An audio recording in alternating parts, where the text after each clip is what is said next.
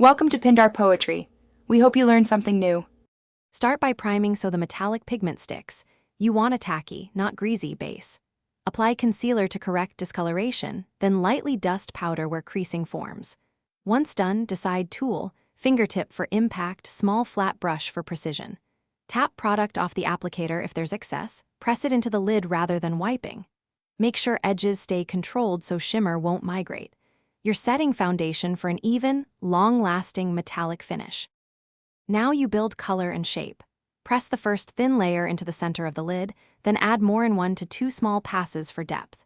Use a fluffy brush to soften the edges, blend outward but keep the metallic concentrated centrally. If you have oily or hooded lids, use a cream or liquid base first to lock pigment. It boosts reflectivity and prevents migration.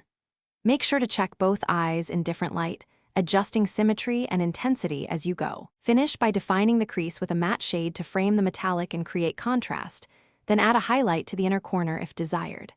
Once done, spritz setting spray from arm's length to melt layers together and extend wear. If you see fallout, don't rub, use tape or a clean brush to lift particles, then reapply a very small pressed dot of product where needed.